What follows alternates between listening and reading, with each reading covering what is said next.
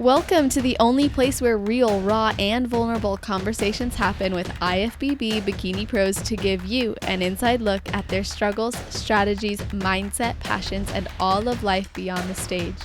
This podcast is made to inspire, motivate, and remind competitors and the average gym goer that even the most extreme lifestyles and elite athletes have their ups and downs. Thank you so much for tuning in today. I'm your host, Celeste Rains-Turk, and now it's time for the Confessions of a Bikini Pro podcast.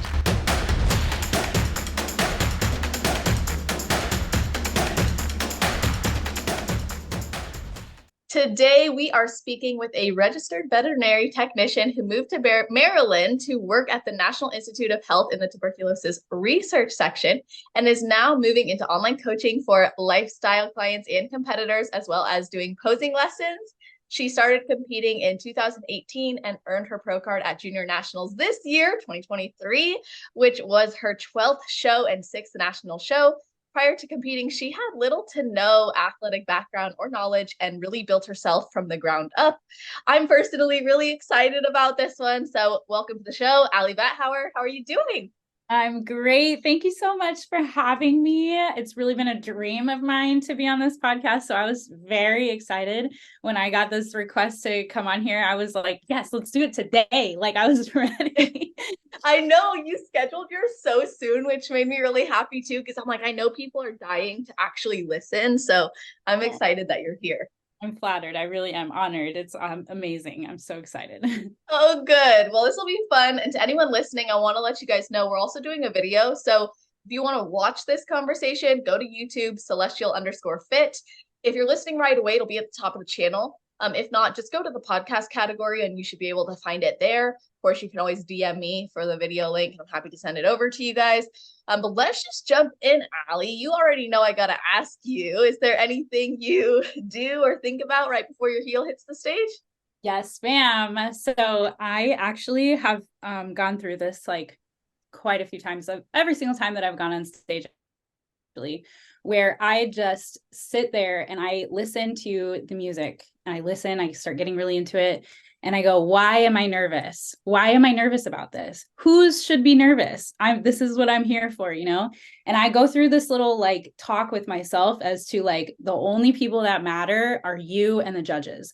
And really, you don't even really know those judges. So why are you nervous? Don't shake. Don't be nervous. Just go up there, do what you do best, and just like show up. You know, that's kind of the pre-talk that I have with myself before I go on stage.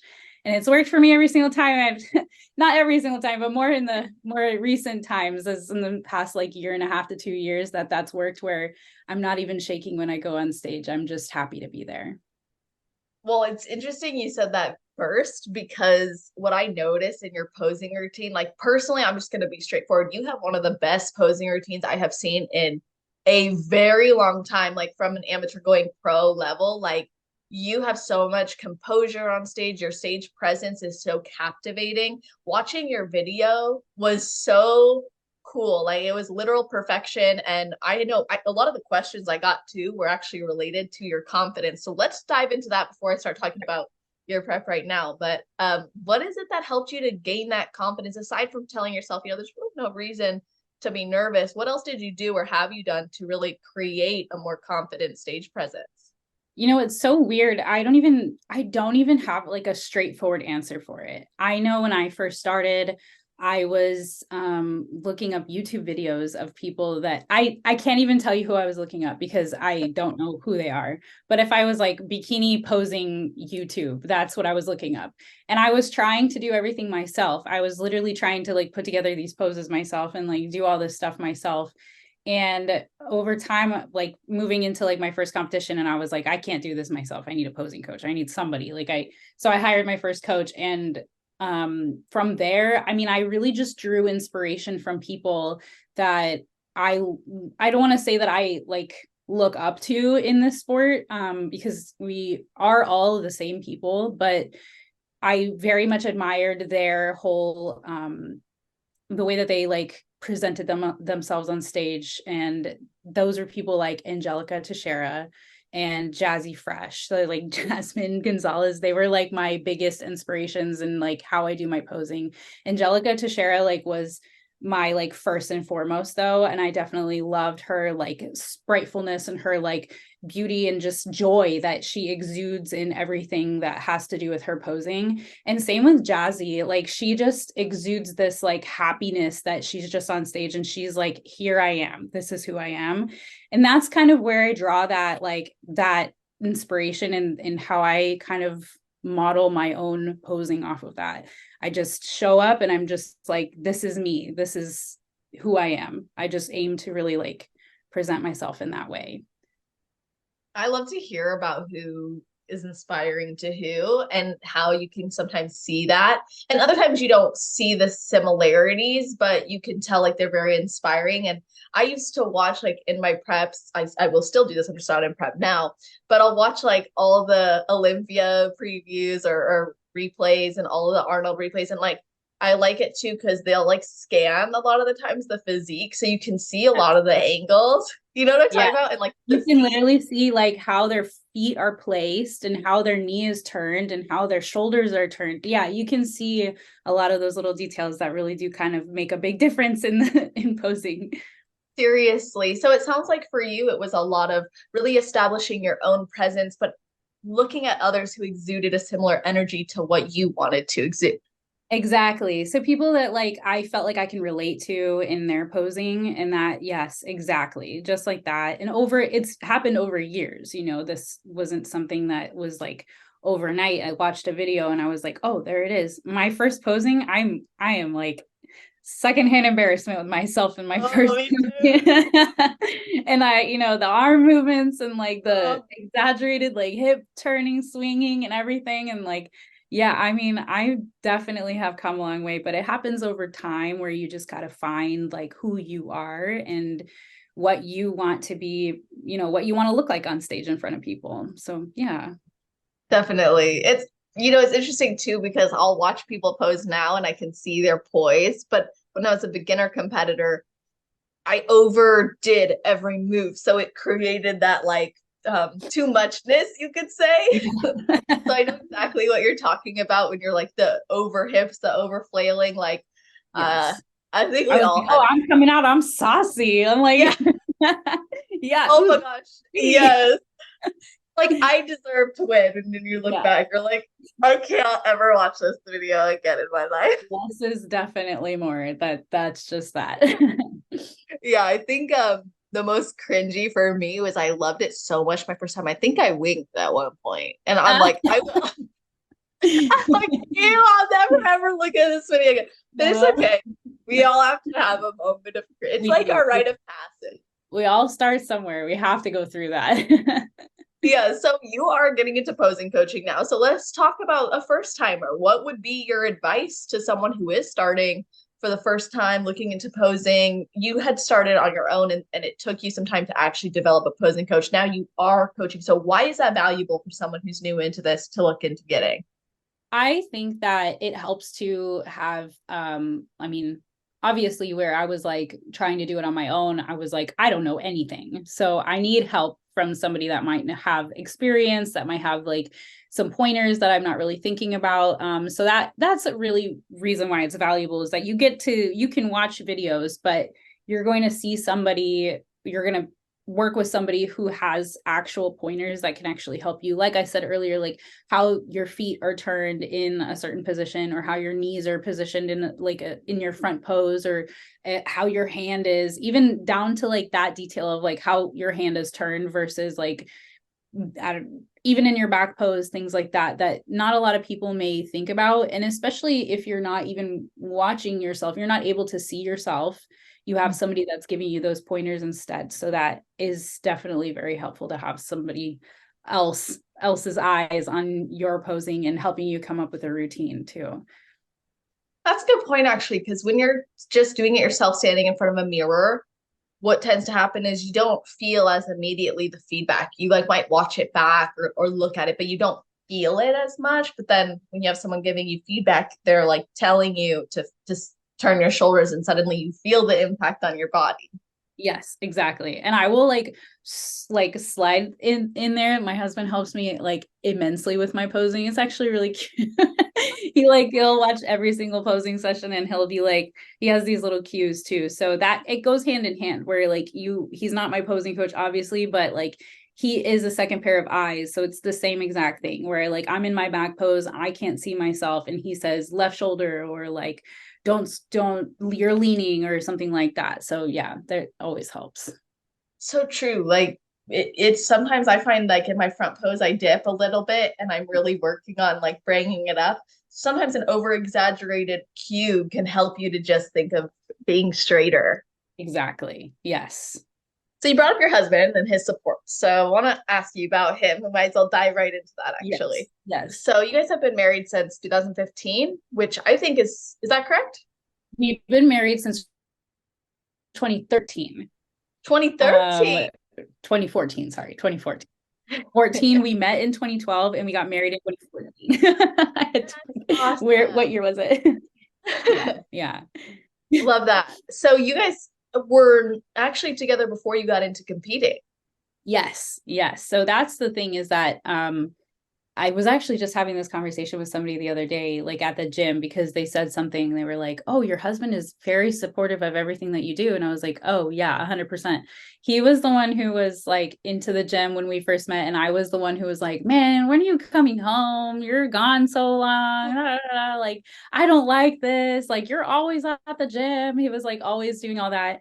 And then we moved. So, quick backstory, we're from Arizona too. We're from Tucson. So, we're born and raised there and we met there and then we moved to Pittsburgh in 2016 and he joined the Army National Guard when we moved to Pittsburgh. And while he was in basic, that's when I had a friend who was like really into working out. She was always at the gym. She kind of started teaching me about like food and she had me in like the keto diet. It was kind of crazy. It was like crazy time for me doing all these like fad things with her. Yeah. And that kind of really got me started into working out where I was like, oh, I actually kind of like this. It's keeping my mind busy. Like I'm actually able to like focus on something. And so when he got back, he was like, who is this person? Like she's going to the gym all the time. Like this is weird. Like we were going to the gym together. And from there, it kind of just took off. So he's supported me through every single stage where he was like before he left and I wasn't really into the gym. And then when he came back and he was like, oh, this is actually fun. Now I can go to the gym with her. I can do all this stuff. And then when I had said, well, maybe I want to start competing, because at that time I was like following the Shoe Fairy, Angel Competition, Yeah. like all these other people on Instagram and all these other competitors. And I was like, oh, I want to look like that. So like he was like, yeah, okay, sure. Like, let's do it. Why not? Right. Just why not? What else are we doing? And so I went ahead and did it. And he's literally after the first time where there was an actual like spark where I finally felt like I belonged in something where I felt like I like really resonated with something I felt like I just belonged, like the sense of like this, I fit here. And ever since then, he's just kind of been my like rock, my foundation in everything that has to do with bodybuilding. He'll come with me to all the shows. He does my workout, like not my personal workouts he used to, but now he does like and we go to the gym together every single day. He makes the food. He's like the best cook ever. He cooks all of my food and except for breakfast because that's my thing. I like to make the breakfast, but he'll make everything else. And everything like traveling to shows is like a thing of ours. Like we like to kind of make a trip out of it. We're going to, I mean, Chattanooga, we've never been there and we'll like look up things like to do in Chattanooga or we'll look up like other things that are going on there. If we can make it like a little bit of a longer trip, then we will. And we'll kind of just hang out together and just have it be for us. So it's kind of like a little weekend getaway whenever we've been prepping and doing all this stuff for a long time. It's just us. So he's a godsend, and everybody loves him. Look Oh, at, that's like, come good. to the shows and stuff, and everybody gets to see him and who Emmett is, and they're like, oh, he's so great, blah blah, like, have nothing but nice things. And it really helps him. I mean, I know, especially after this past time when we went to Chattanooga and we had all these like delays, and he was, like, mess of travel that was happening and is still happening for everybody. But he really came through during that time and like handling everything and taking the stress off of me and everything. And I kind of made this like post about it, and I showed him like everything that everybody was saying, and I was like, look, like, it's not just about me, like, you play a huge part in everything that happens and all of the success and everything. And that was kind of a big deal to me, to like show him just how loved he is in this whole thing and how important he is in this whole bodybuilding prep scene also, because it is difficult for spouses. I think over time too, they can kind of feel like left out, especially in times of like success that is happening, where now things are really busy, where we're planning pro shows and we're planning like all this travel that we maybe didn't account for at first, that it's kind of like, oh, well, what about me? And so showing him that like he is really important and he has a place in this too, that was really important to me. What I appreciate most about that is your ability to communicate the gratitude. You can tell it is really meaningful to you, and he does have such an impact on your journey. And I love how it went from when are you getting home to let's do all of this together. Now I'm a pro and we're planning my season. And he sounds like your rock through it all. And I remember watching your travel snafus, and just everyone was really hoping you'd make it, and it all worked out. And I think him being able to step up when you needed him and do that consistently, like, equipped you guys to work as a team in that moment. I think over time, yeah, like I think that's a really good way to put it. Like, we are just a team, the two of us. Like, we really do get through a lot. Like, we have been through like so many different situations where we're just such a good team together. He really balances me out. He's like, he's never upset. I'm like always the one who's like moody and everything. And he's always just like so level-headed that like he really just balances everything. Like, it's just a nice calm, everything's calm with him. That's so cool. Did anything change in your relationship when you did decide to start competing? Like you said, you found your place, it was the right fit for you, but it wasn't what you were doing before. So, how did you guys keep the relationship balance, if you want to say that? I would say like we got married when we were really young. I was only 20 and he was Wow. 20.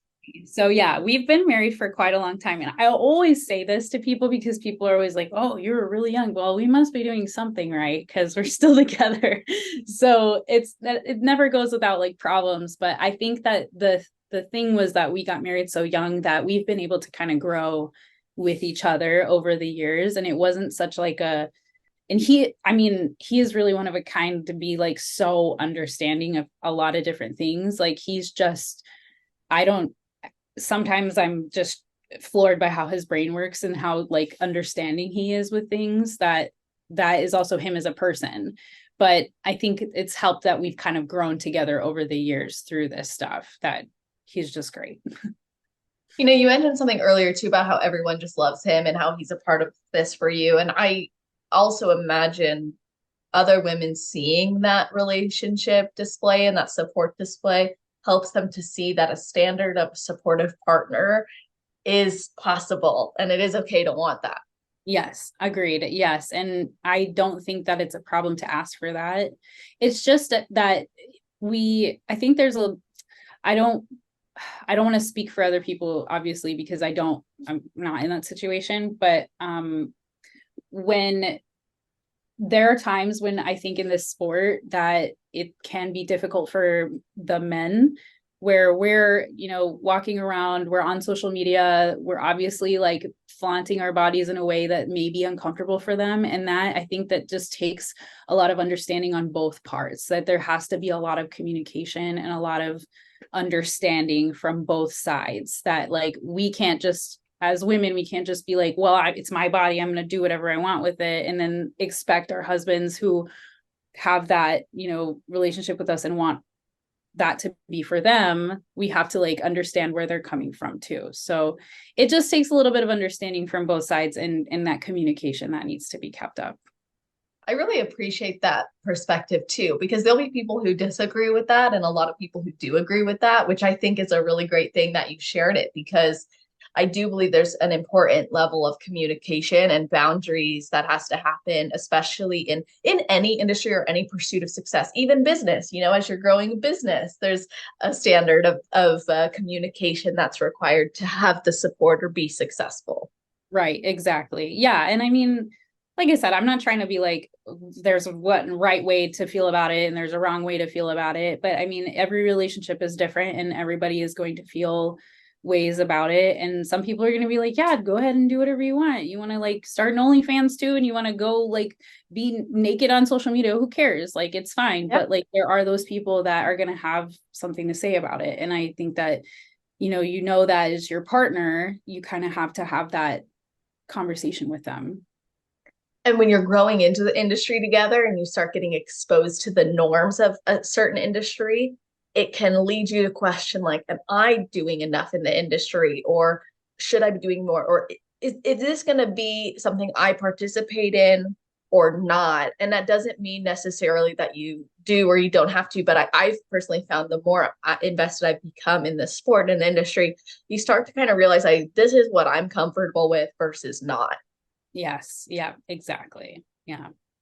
So I did want to talk a little bit more about the travel, because this is Yeah. something you guys really enjoy doing together. And I've Yeah. enjoyed seeing some of your highlights from past experiences too. I think it's so cool that you guys make trips out of the shows. I think that's such a nice thing for especially fit couples like yourselves. You're both fit, you're both in shape, you both enjoy the lifestyle. So how do you approach traveling when in prep or post shows that might be different than maybe if you weren't a competitor? Oh my gosh, this is so funny because I was just like out walking my dogs with Emmett, and I was just like, man, I feel like we have so many things that we have to do before we leave this weekend. And I would say that traveling while in prep is definitely a journey. It's a lot. There's no question about it, but there is ways to deal with it to like make it successful for yourself. And now we've done it so many times that it's like not really a thing for us anymore. I mean, it takes a bit of planning. Yeah, you have to put a bit of forethought into it. You can't just be like, well, we're gonna go tomorrow and then head out the door. It's gonna be a little bit more difficult than that. So like every single time that we go travel somewhere, we will pack all of our proteins. Like we make all of our proteins, and I will simplify my meals a lot to travel. So I'll cut out, like, say I have like something with tomatoes or something in it, I'll cut the tomatoes out because then I can just make something with rice and a meat and maybe a vegetable, but that's not something like tomatoes. Like I can throw broccoli in it or something like that. So we cook all of our proteins beforehand, we freeze them, and then we pack them in our suitcases in like a little lunchbox. So I just pack enough food for like whatever trip we're going on. And then I pack it in a little lunchbox, and then that's that. I put them in like Ziploc bags, freeze it, lunchbox. And then when we get somewhere, oh, and I'll also pack like all the dry stuff. So I'll pack like cinnamon, salt, I don't know, oats, creamer rice, things like that. I'll put them in like bags. And I have scoopers, like the little protein scoopers. Those come in real clutch when you can like scoop out the like cream of rice and oats and stuff. So that's really helpful. And any other like dry things, like if we take cereals or things like that, then we'll put them in bags, and I'll just kind of try to pack them all together with like the proteins and stuff. And then when we get somewhere, then we go grocery shopping, and the grocery shopping is like very minimal. Like we are not getting like a whole week's worth of groceries. Like if we eat any yogurts, we're getting like the smaller yogurts. We're getting like any kind of rice cakes that need to be brought, like because I don't like broken rice cakes. It's kind of like a pet peeve of mine. So I won't take rice cakes. I'll buy them wherever I go. And then one thing I also did start doing the last time I was traveling was putting my nut butters and stuff in the like travel shampoo bottles. Because those, Smart. Yeah, you can put that stuff in like the travel, like the 3 ounce travel shampoo bottles that you can buy from the store. Because you can't take a full like jar with you on the plane or anything, but you can take the travel ones. So yeah, No idea you could put it in. yeah, Wow, that's so yeah. smart. They probably think it's shampoo anyway. Yeah, no one asked about it. So if you're going on a short trip, you can do something like that. Or if you're going to be eating a lot of it, then I just go buy it like at the store. I'll just go like get whatever. But in order to save some money and stuff, if you're trying not to buy nut butters that you can't really bring back with you, or you don't want to pack in your suitcase, you can do the little travel things. So yeah, I mean, it planning goes into it, but there are definitely ways. And like I literally in Chattanooga, we bought a microwave. I'm not even kidding you. Like Yeah. yeah, we didn't have a microwave in our room, and I didn't want to walk or like go to like the third floor because I was microwaving a bunch of food. So we bought a $50 microwave from Walmart and we put it in our room and we used it. And then we left it because we didn't have time to return it. So Yeah. yeah. So there are ways around it, but yeah, it's a time for sure. Definitely. Yeah, I think you bring up some really good points. Prep just requires another layer of planning. And I like how you simplified it. You gave us a lot of tips. Some of those I haven't heard before, especially the nut butter one. I thought that was great. And yeah, and I also think it'd be interesting to hear how you travel when you're not in prep. Like, is it different or do you do the same things? So actually, my husband and I went on a trip to North Carolina when I wasn't prepping. So I was actually like off. I was in my off season, but I was still following like macros. I was still counting a lot of my foods. I was still like trying to make it work. And if you're like you're really trying to make it work and you're traveling, there's really no excuse to just like throw everything out the window, especially if it's going to be like a week long trip or something.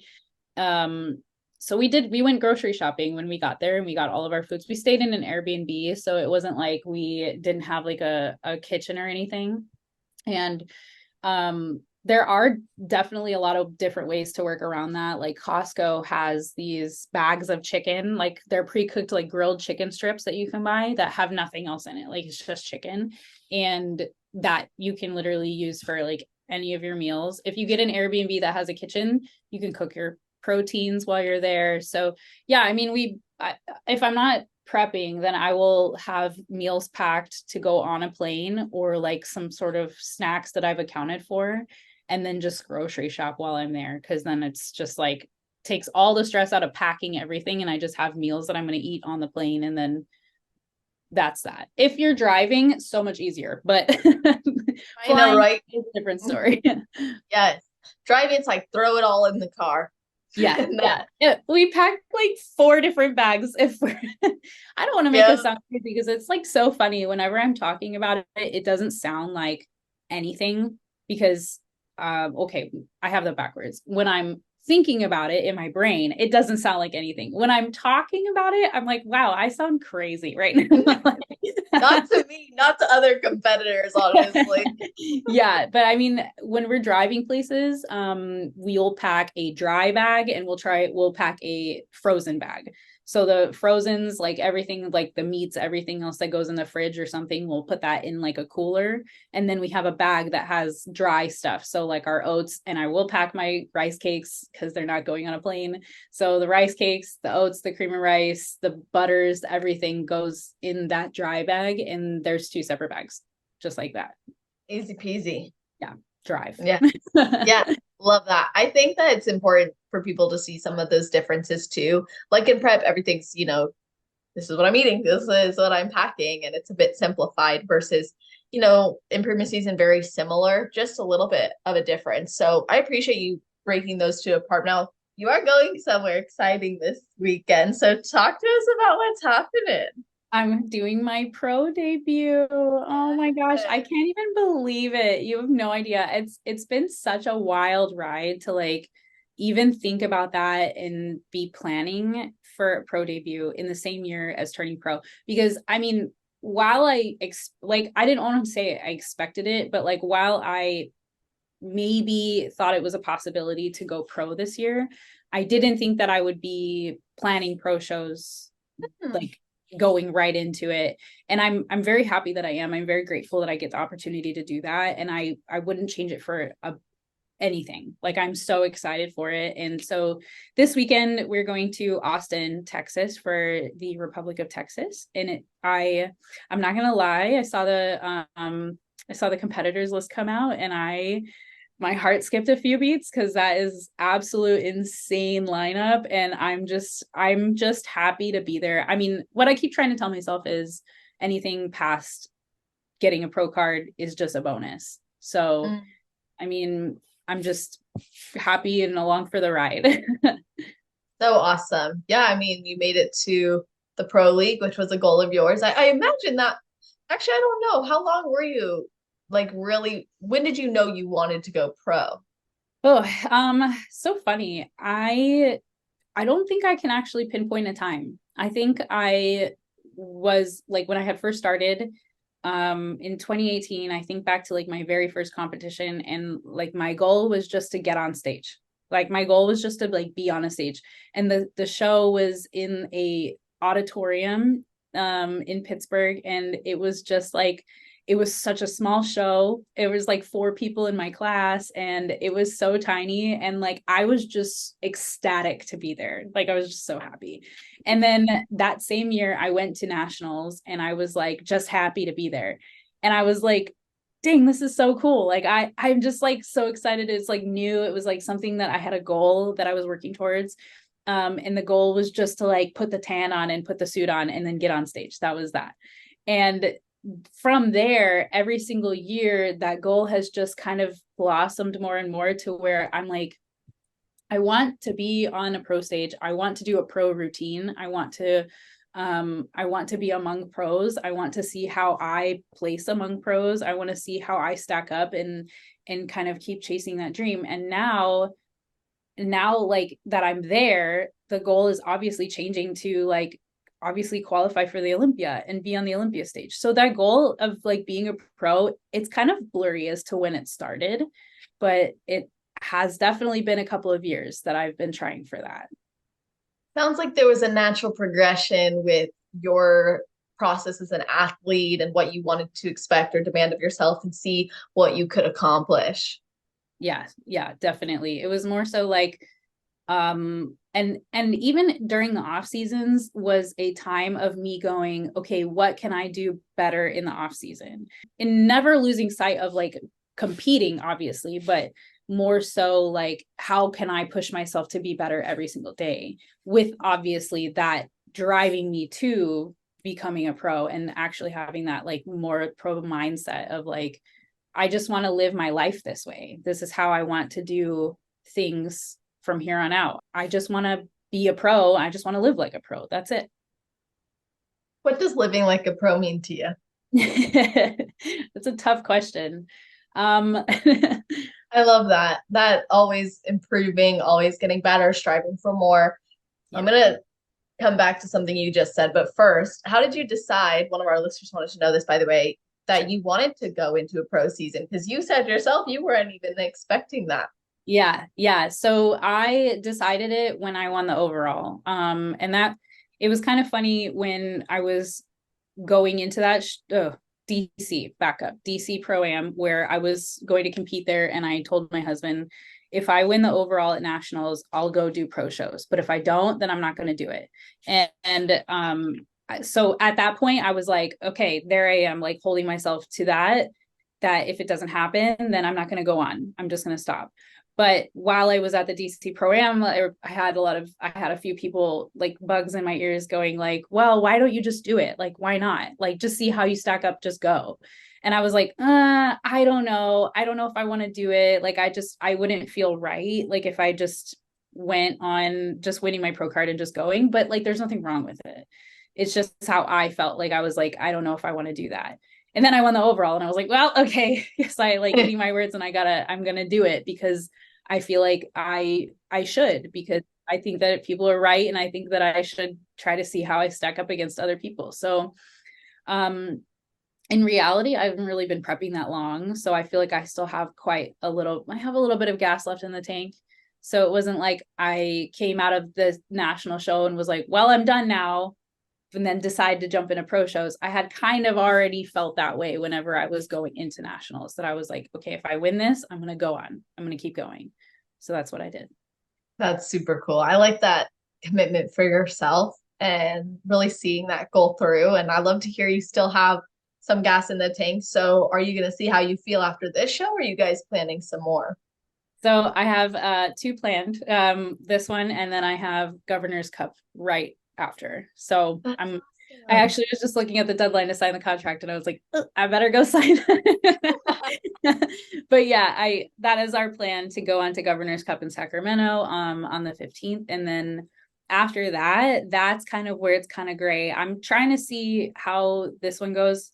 I'm actually very interested to see how this one pans out for me. I'm hoping obviously it goes really well, because I do want to keep going. But obviously if it's something like, no, it's just not working out, I'll go to Governor's Cup, and I want to obviously see how that one goes as well, because that's going to be another big show, I'm pretty sure. And if it doesn't go well, then I have no problems stepping back and going, okay, that I had a great season. Let's go ahead and go back. And I love off season like so much. So I have no problem. I have a lot, I feel like, to look forward to in the off season.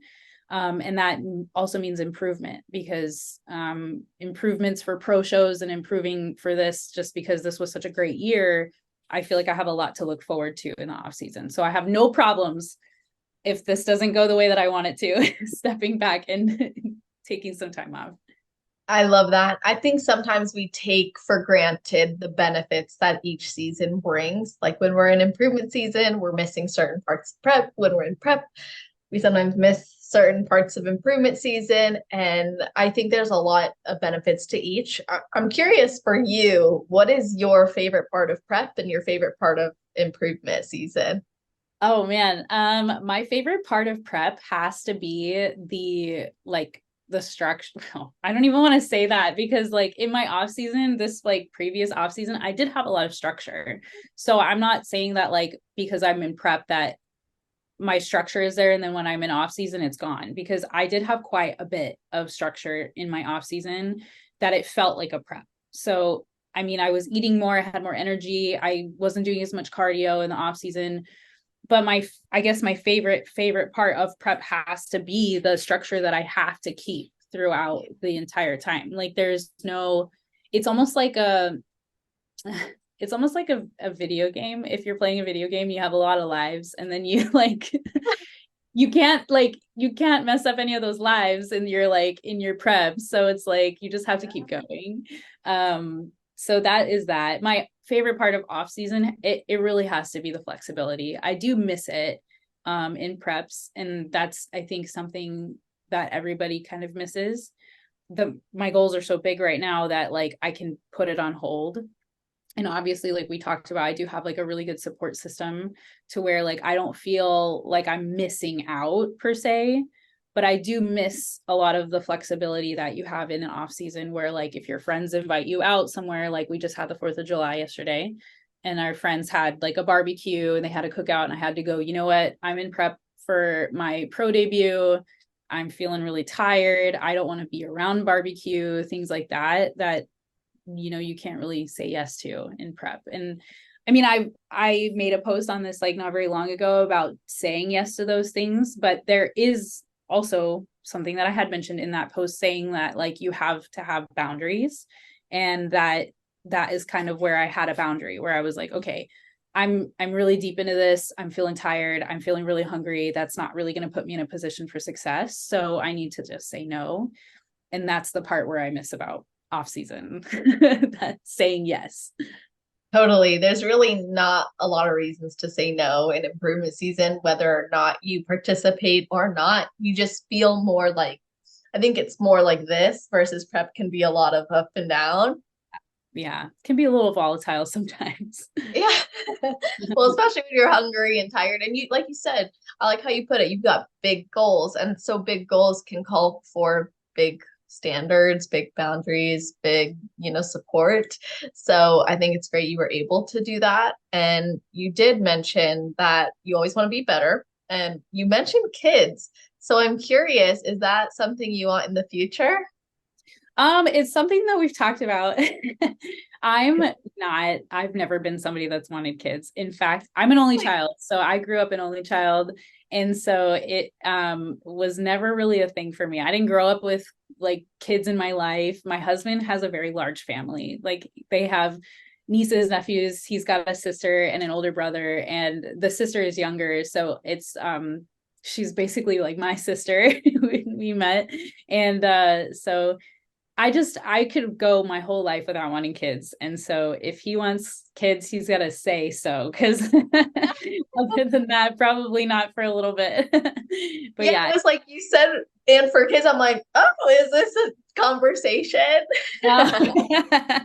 Maybe sometime, I think we had said it was like a 5-year plan or something like that. But then this happened and I'm like, I don't know. Maybe it's like a wait out. If you're my mom would be like, okay, Ollie, like you better hurry up. Like and if you're his mom, she's like, are you guys having babies yet? Like they're always asking. Yeah, I bet. I think that's so normal, but I get the clarity now. It sounds like your goals are really focused on competing. And I'm curious how this prep, and actually one of our listeners wanted to know what's been different about this prep compared to past preps of yours or even past shows. Yeah. So, I think the biggest thing has been the guidance that I have. My coach now, I I really can't say enough good things about her. I feel like we are literally the same person, and so like we're that relationship between us like is very easy. And I feel like I've had a lot of guidance from her through everything, and that means my off season. And because I did join with her like after the end of my season last season. And so yeah, like the guidance that I've gotten from her through my off season and the things that I've kind of learned from her through that have been immensely helpful. And especially into this prep where I feel like I I feel like she takes the emotion out of everything, which has really helped a lot with me. Where I look at my body more objectively than I did before, where like I think I can literally pinpoint one time where I had to check in and I was like upset with how I looked because I was like on my period and I was bloated and I was like kind of like pity partying myself like in my check-in. And she was like, okay, well, if it bothers you, then just don't take a picture. Like, what are you worried about? And I was like, oh, well, you're right. Like, why am I worried about this?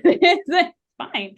And so, yeah, I mean, I just feel that that guidance has really been the difference for me, where I feel like I'm not as emotional as I was before and not driven by emotion. I'm more driven by like the data and the facts and like how things very black and white of how prep is. And this is why this is happening. And I'm understanding why it's happening. And then I'm just letting it go because there's, I can either do something about it or I can't. And so there's that. And yeah, I feel like that's kind of what's made this a lot different from other preps. I think that's a really great point about taking the emotion out of it or having a coach who can help that. Because if you have a coach who's like feeding into it, like, yeah, like I know it's you don't look as good as you normally look, or oh, it can be Yeah. upsetting and it's like better to keep it to data sometimes because it redirects the athlete's focus to the process versus what's being seen. Yes, exactly. And I feel like in this sport too, it's very easy for us to hyperfixate on things, especially things that like maybe we've been told to fix or things that we have been told to improve on. And that is just not what we need to do. And that it doesn't set us up for like a good healthy mindset through this whole thing, because we are focused on our bodies and our physiques, and there's a lot of factors that can influence that, especially as a female. So it is difficult for us to kind of take that emotion out, but I think it's important, very important in this sport to be able to do that. Absolutely. Yeah, I think something I have shared with a lot of my clients or at events that I've spoken at is this like body image check-in and like we kind of see where they're at with theirs and how fixated they are. And one of the questions on that is what do you first look at when you look in the mirror? And I will tell you about 90% will say the body part of which has been the focus from a judge, whether most of them, it's like waist, shoulders, glutes. If I ask any bikini competitor, that's generally what they're saying. Some people have answered face, and that comes from maybe past experiences as well.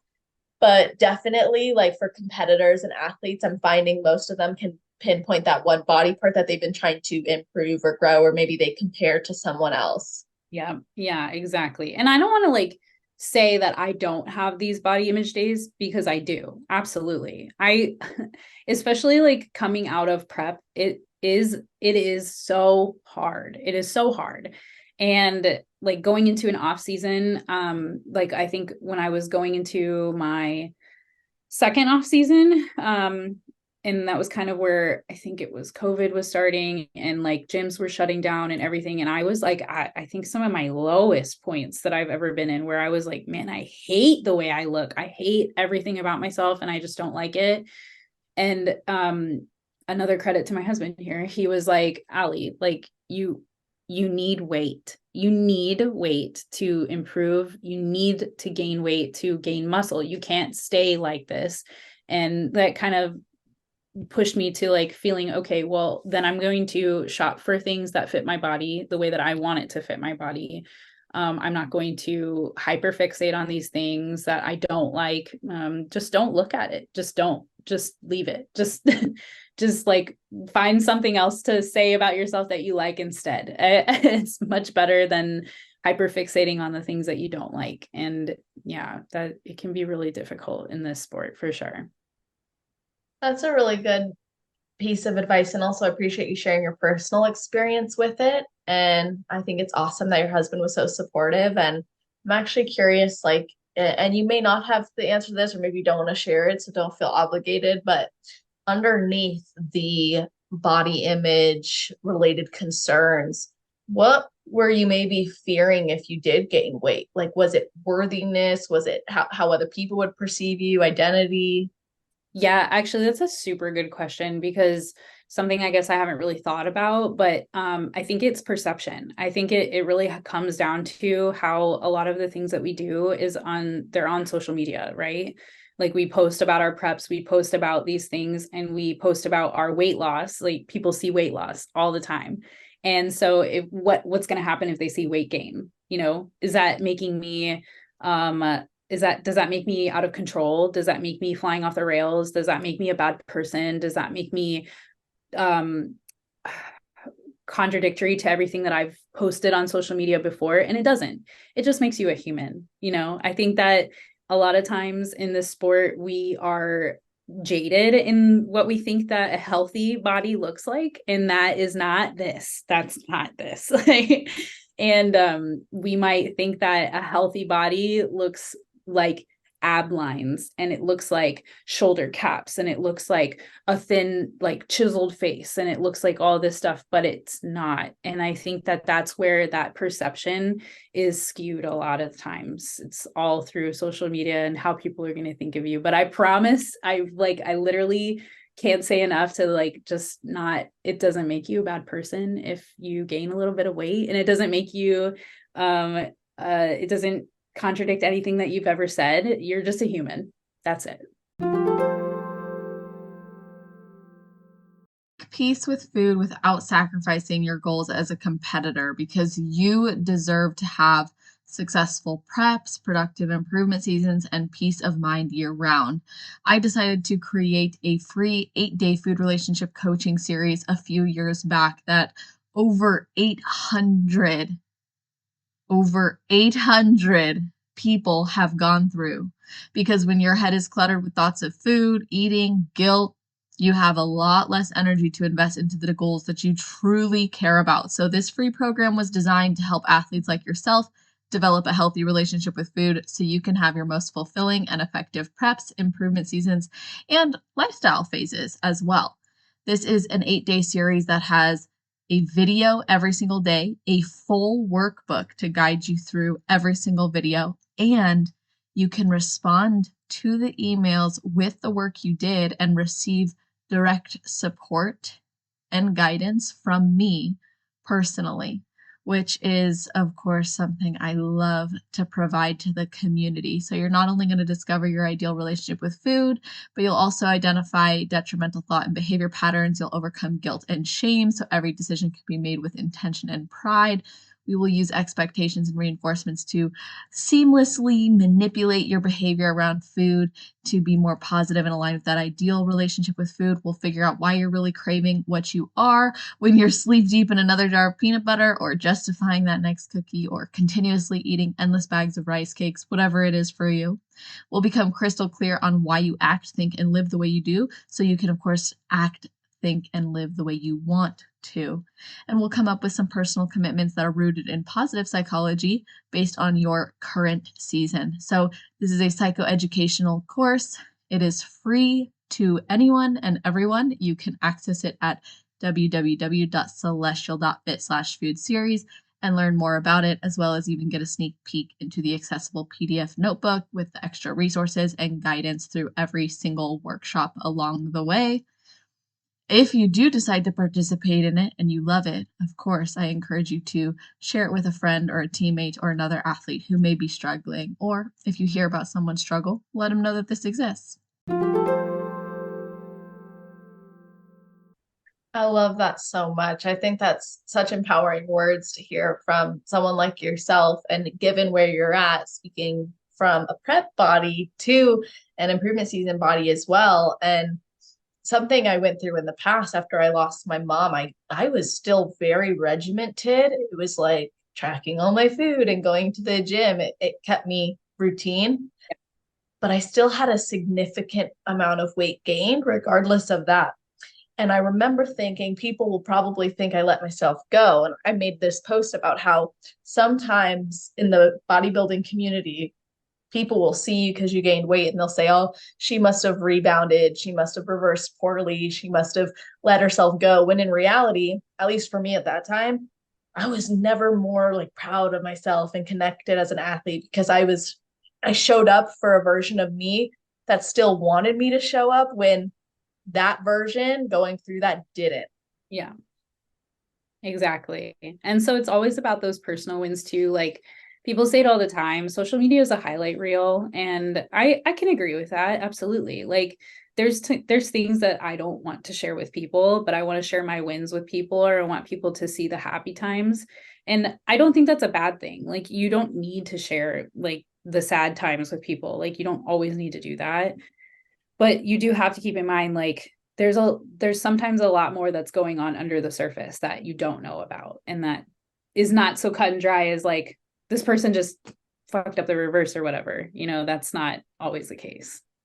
That's so true. That's why I appreciate hearing your perspective as well, because you had to go into that improvement season. And you just mentioned earlier, you're actually looking forward to it too.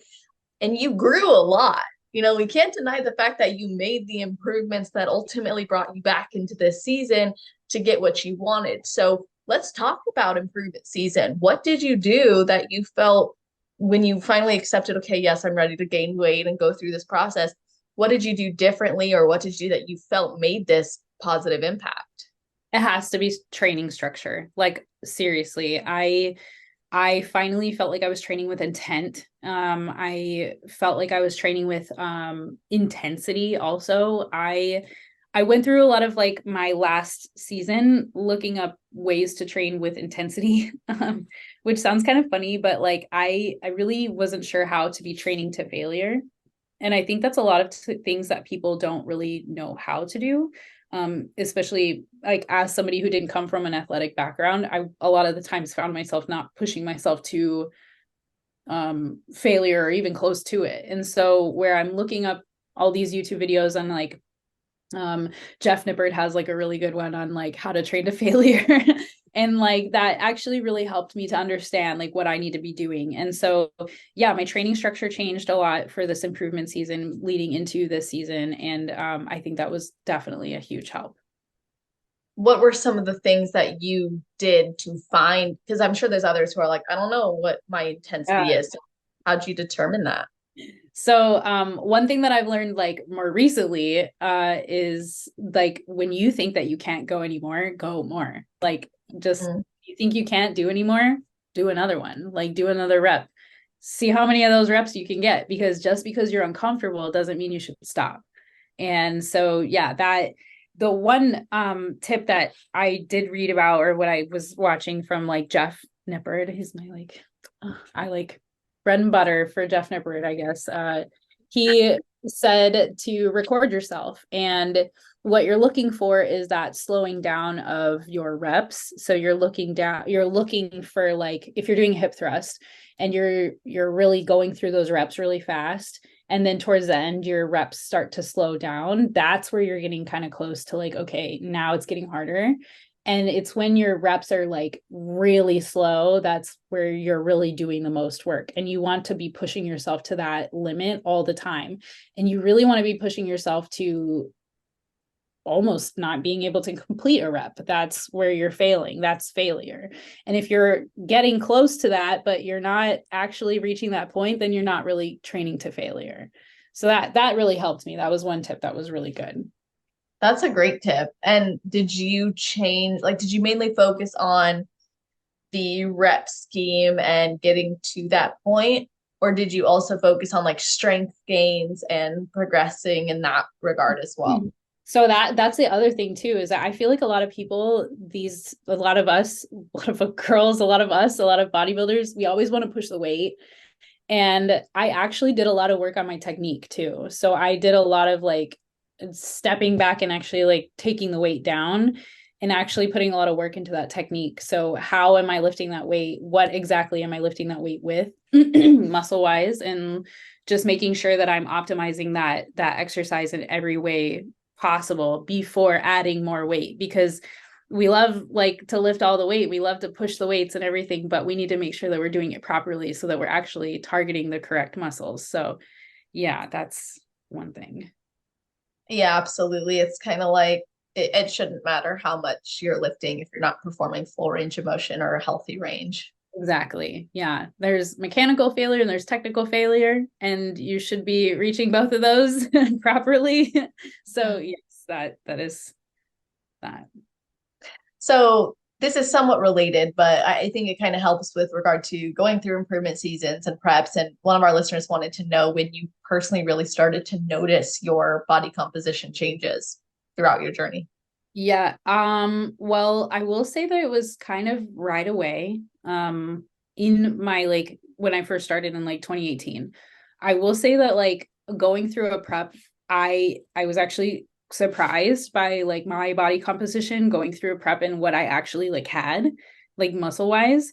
I was a cheerleader in high school, so I didn't do like a ton of stuff. And I was a cheerleader in my sophomore and junior year, part of my senior year, but like it was not as crazy as like in my senior year as it was in like the middle of my high school years. And so I was actually pretty surprised, like coming out of that, how much muscle I actually had in 2018 when I started.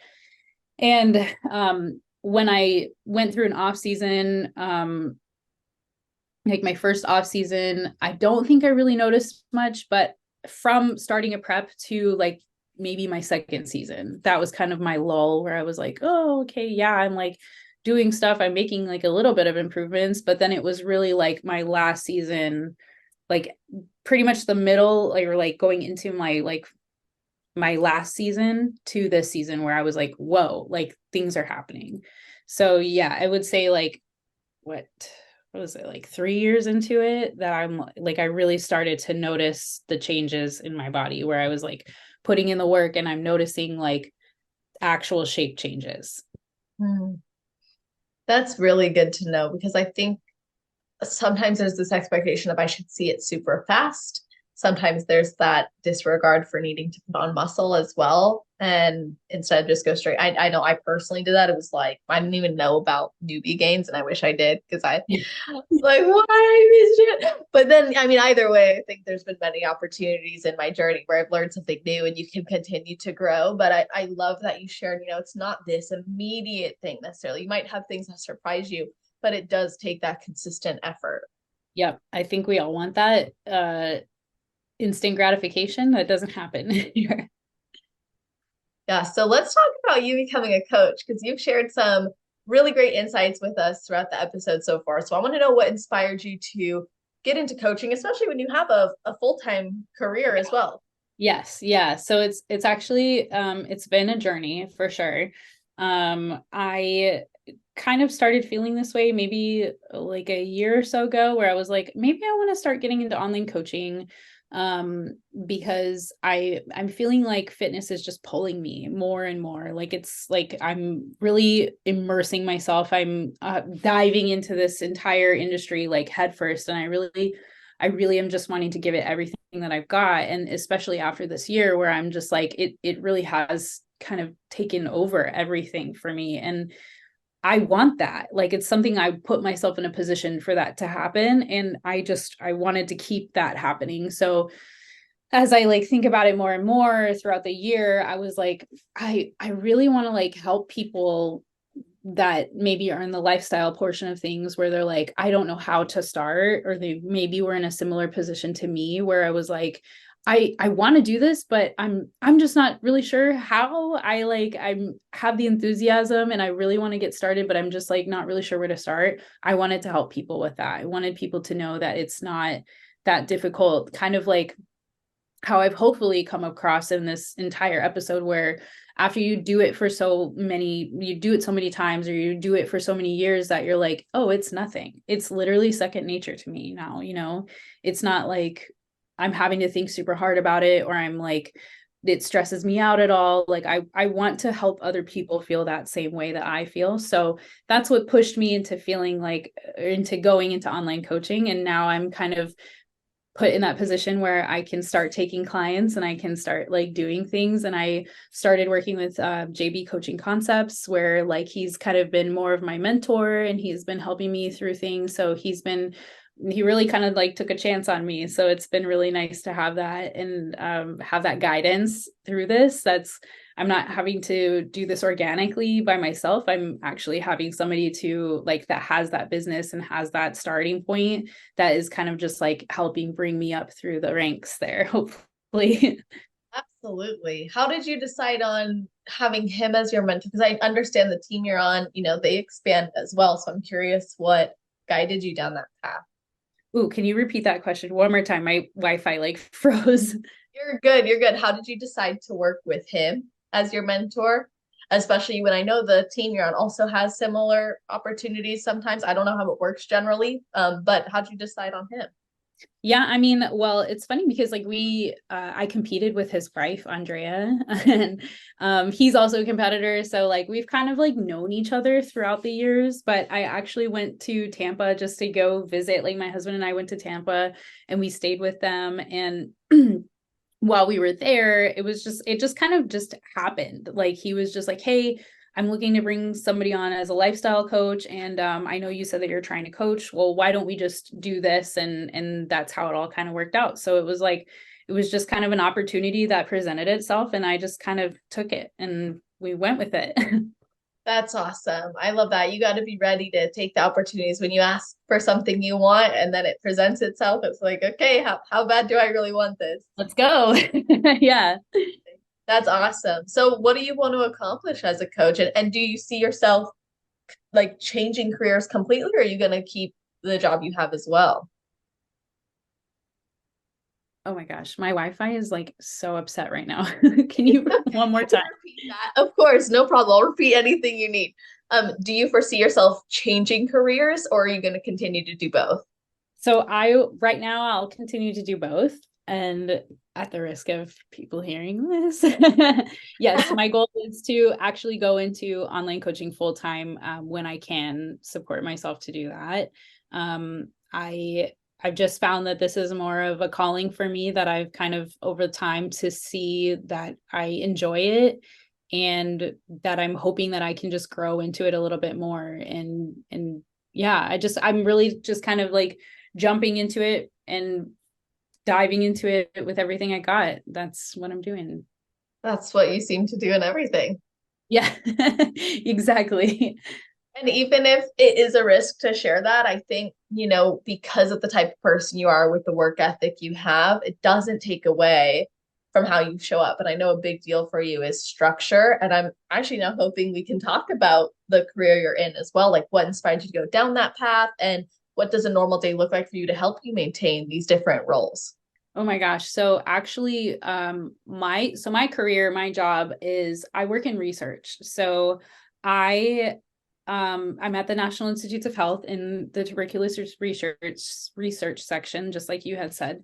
And I do kind of the bench work on like drug discovery for tuberculosis because it is quite a very big thing in the world still, which we don't hear a lot about in the United States because it doesn't really happen here, but it happens literally everywhere else outside of the United States. So it is quite a thing in the world still that people don't know about. And so I help with drug discovery. I help with kind of optimizing treatments for that. And so right now, it actually worked out really well because my lab is shut down to do a lot of cleaning and stuff. It's because of the type of, I'm trying to like put this into layman's terms because it's like, it's kind of weird.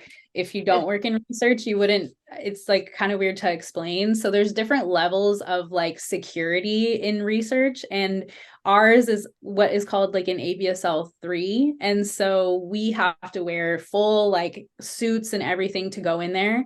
And so people who are going into like fixed light fixtures and things like that, like we can't do that unless we decontaminate everything and then we like have people go in and fix it. So that in the simplest terms, our lab is shut down to decontaminate and like have people go into the facility to like fix things that haven't been able to be fixed.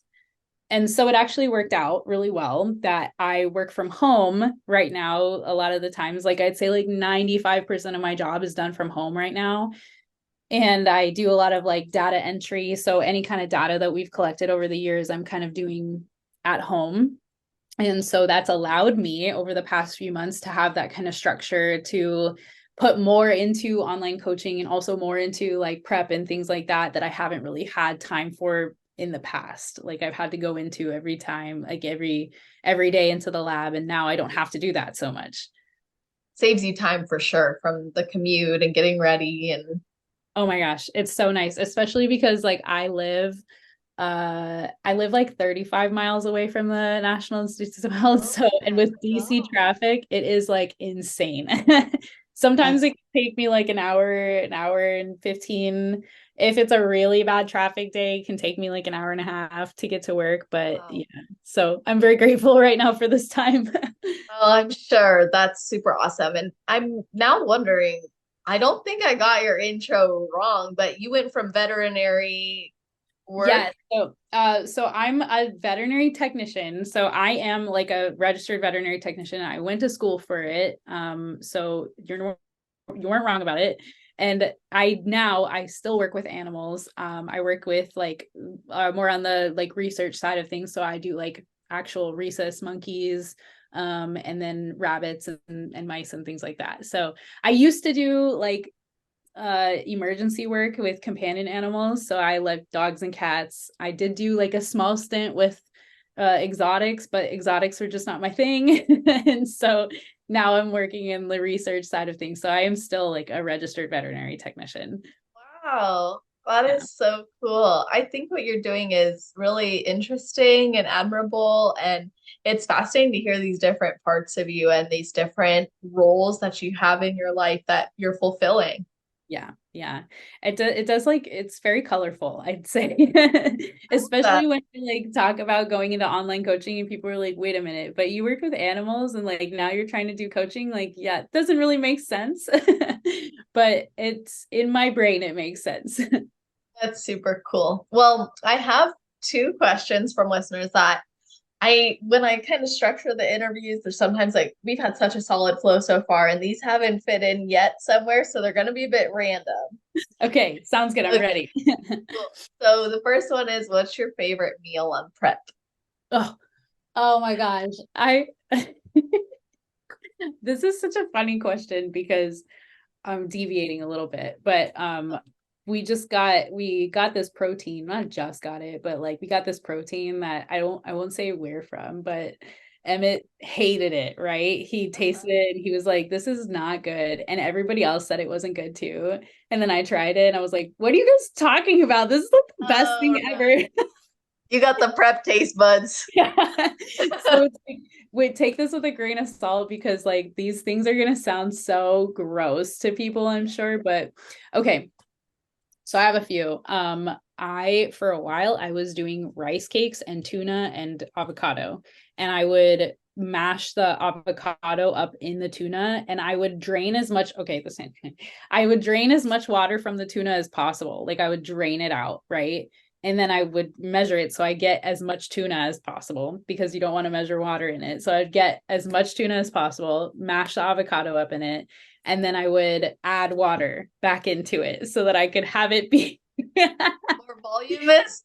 so I could have it be more of like a spread and like more like voluminous maybe so it could like stick on the rice cake, and then I would have it on the rice cake and I would just eat it like that. I like the extra length because I've seen people put tuna on rice cake, but hearing about your process. And after a while, I actually started to save the tuna juice. So I started to put the tuna juice back in instead of just plain water. So Oh man. and then my other favorite meal when I have the macros for it and when I can, like not when I'm like in peak week, because some of these things kind of like give me a little bit of gas, but I like rice, cod, avocado, zucchini, tomato, and sweet potato all mixed together. Yeah, so I actually recently started, not recently, within the past like 8 or so weeks, I think I switched more to like a Mediterranean style diet. And I did that because I had a lot of like digestive problems that were kind of like playing a part. And so I actually cut out a lot of different foods like egg whites and eggs and things like that that might be causing some of my digestive problems. And it seemed to really help me. I implore people, like I really am a big proprietor for that. If you haven't looked up the Mediterranean diet, you should definitely look it up. It helps a lot in prep. It's anti-inflammatory and it's really helped me through everything. So just decide to look it up for people. So that meal in itself is very Mediterranean. It's very like all the Mediterranean ingredients. And so it actually is really good together. And now cod is my fish of choice. Like I will have cod in like every prep meal. If I can, I would, but I try to like mix up my proteins too. So my third and my last favorite meal is cod, brown rice, and avocado and coconut oil. That's it. Like just mix them together. And it's like so good. The coconut oil in like the rice and the cod is just like, that's it. I don't eat fish, but I would be putting coconut oil on chicken and it's like, oh, it's good. Yes, that too. Get your chicken kind of like crispy when you shred it and then you do that. Speaking to my soul right now. Oh my gosh. I know it. And honestly, like I think all of those sound really good because I think, after years of this, we just get used to our weird meals. Yeah. I mean, we just get so like we just get used to the plain stuff, and we find the joy in the plain foods because those are like the things that's just that. It makes you feel good and you function. And yes. I just interviewed another pro, Brooklyn Bade, and she was talking about how she switched over to the Mediterranean diet actually for the same reasons. Yeah. See, it's like it's very helpful. And I think that it's like a underrated simple change for people. It's not like anything crazy. And I just I know in the Mediterranean diet it says to like not eat poultry as much. It says to like eat poultry like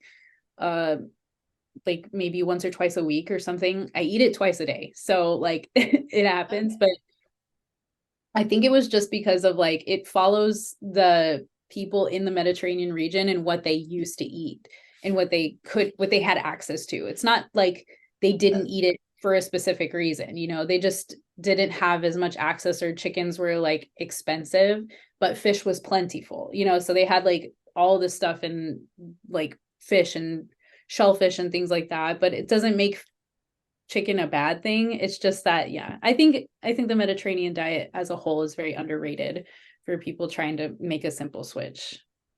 You can tell you're a researcher because you didn't just consider one variable. You're like, there's a lot that could have gone into that outcome. I did a lot of little reading on it. So this is the other unrelated question, which is, how did you get comfortable doing your own hair and makeup? Ooh, yes, that's actually a really good question. So I do my hair and makeup for all my shows, and it is because one time, I think my first time, I had the lady like spray my face, like literally like spray tan my face, and then like the makeup artist did my makeup and I hated it. And then after that I was like, I'm gonna try to do my own. And it worked. It was okay. I mean, I wasn't great at it at first, but then over time I was like, I can't keep paying for, I mean, bless makeup, because it really is like a good, I like love all these makeup artists. I like literally love it so much, but I just can't, especially competing so much, I can't spend that much money to like get my hair and my makeup done every single time. So what I did is I set up, this is going to sound so silly. I would have sessions with myself, like literally just buy like a makeup palette. Like I was really obsessed with like Jeffree Star for a while. Jeffree Star? Yeah. I was obsessed with him for a while, that I bought makeup palettes and I would stay up late, like 1, 2 in the morning doing my makeup as crazy as I could possibly do it off of a YouTube video of somebody else who did their makeup that same way. So I literally just looked up different YouTube videos on how to do eye makeup and like different palettes. Like I also have like the Urban Decay like nude palettes that I was looking up like different ways to do eyeshadows and different ways to do my face and all that. And I literally would sit up late at night just like having a makeup session with myself and like doing my face. And that's kind of how I got to be a little bit more confident in it, where I was like, okay, now I remember how to do something super dramatic. And that's kind of how I did it for show. And this time, like this year for show, it ends up being like a nice little like self session for myself, where I'm like listening to music and I'm just like, I pop the music on and then I start doing my face and I'm like, yeah, like I'm feeling like a bad bitch and I'm just like getting myself together. And yeah, it's just over time where you like, maybe in the off season, you take some time to like kind of get comfortable knowing what looks good on your face, or like take some pictures after you put it on and like take some selfies or something like that, where you're like, you go out, do your face, like do the makeup, do the hair, like make it big, make it crazy, like make how you would do it if you were going on stage, and just kind of like get yourself a little bit more comfortable with it, so that when it comes time to put that makeup on for stage, you've had some time to practice it and it's not just for nothing, you know? That's a really good tip. And I'm curious, is all your hair natural? Yes. This is my hair. Oh Yeah. my God. Everybody, that is the question like everybody asks. Yes, this is all of my own hair. And it's actually like straightened. I straighten it a lot, because when I don't straighten it, it's like it's big and wavy. But Wow. yeah, this is my hair. When you had I mean, every stage shot, I'm like, her hair is so, you have big hair. Like you would not need extensions. I thought you had them, honestly. When I first started, I did put extensions in my hair, and it was horrible because I have thick hair, and Yeah. I put these clip-in extensions in my hair, and you could tell, I swear, I might post one up somewhere. I'll be like, oh guys, this is what I was talking about, because my hair was separated. It was horrible. It looked ugly. Oh, And at the end of the night, I remember like how bad my head hurt from like having extensions in. I was like, never again. I'm not doing this anymore. oh my So gosh. I wear them now. I just started in this past season. I have very thin hair and not a lot of it. yeah. And I would start wearing the clip-ins, and I'm happy with the investment because it looks so different on stage. Yeah. So it's good, but yeah, the pain on my head and then how they get tangled sometimes, like because Oh, you're hair artist, I can't do it myself. I tried it for one show. right. Yeah. Then they They have to tease like it. tease it and then put it in. Ugh, yeah, it hurts. Ow, hurts so I bad. swear so much hair came out after the last 3 shows I did. I wore them. It was a nightmare. I have you ever heard of the Halo ones? The ones that Yeah. yeah. I've heard of them, but I never tried them. But like I've seen some good results. Maybe next time. Yeah, part of me regretted not investing in something like that, or even looking into Ashley Janelle's Oh yeah. That would be too. That'd be a good one for sure. Yeah, because her results are really great. So, yeah, that might be something I consider in the future. But anyway, we have talked about so much stuff. Is there anything I didn't ask you about that you wish I would have? No, I honestly, we covered so much, and I really I really enjoyed this whole conversation. Like I love getting to share stuff because it's hard on social media where you feel like maybe you don't, like I want to share, but you don't know how, it's like, well, I feel like this will be maybe out of place or something. So like, I really enjoy getting to do things like this where I can talk about things and kind of share some tips that work for me. And hopefully it helps other people. I really hope that I kind of like can reach some people that might be struggling in some way and maybe get them to think about things a little bit differently from a different light. Yeah, no doubt about it. So I gotta ask now, what is your best advice for someone who has never competed before but would like to? And then your best advice for someone on their road to pro. Okay. My best advice for somebody that's never competed before, would be to have fun. Just have fun. Just jump into it. Just have fun. Don't think about consequences or anything like that, because there are none.